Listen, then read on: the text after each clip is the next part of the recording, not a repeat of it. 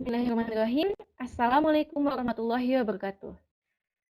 Nama saya Evi Ramawati. Di video kali ini saya akan mempresentasikan pemeliharaan bahasa Indonesia untuk meningkatkan penggunaannya. Presentasi ini saya tujukan bagi tugas bahasa Indonesia. Bahasa Indonesia merupakan bahasa dinamis. Maksudnya, Anda akan selalu mengikuti perkembangan zaman dan tak lepas dari kemudahan. Masyarakat pengguna bahasa akan senantiasa berupaya mencari, menciptakan, memproduksi, dan membentuk kata-kata dengan penggunaannya. Bahasa Indonesia digunakan sebagai bahasa sehari dan seperti yang sudah kita ketahui bahwa bahasa persatuan sebagaimana yang tercantum dalam Sumpah Pemuda. Dalam Undang-Undang Dasar Pasal 36 pun menyatakan bahwa adalah bahasa negara.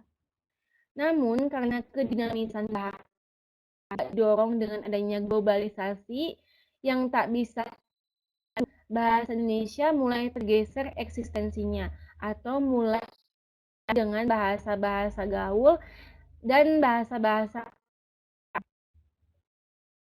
yang saya lakukan di mana diambil dari berusia 15 sampai 51 tahun dari latar belakang yang berbeda.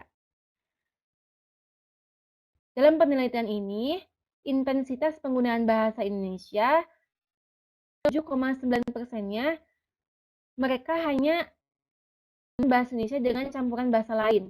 Kemudian 15,8% menggunakan bahasa Indonesia setiap waktu dan 3,3% menggunakan bahasa Indonesia hanya di acara publik.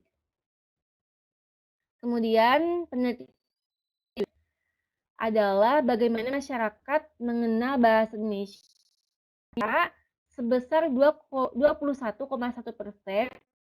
masyarakat Indonesia mengenal bahasa Indonesia dari media televisi, media hiburan lainnya. Kemudian 15,8%-nya bahasa Indonesia dari lingkungan pertemanan, 26,3% mengenal bahasa Indonesia dari lingkungan keluarga, dan 3% mengenal bahasa Indonesia dari sekolah atau instansi pendidikan.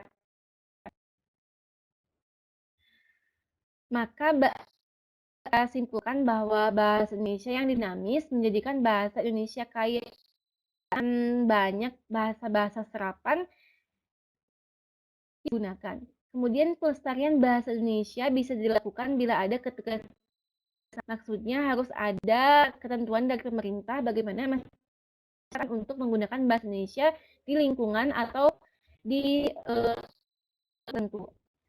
Nah, untuk melestarikan bahasa Indonesia perlu di aspek seperti keluarga, lingkungan pendidikan, dan pertemanan, baca, hiburan. Sekian presentasi dari saya. Semoga ada manfaatnya. Mohon maaf bila banyak kekurangan. Wassalamualaikum warahmatullahi wabarakatuh.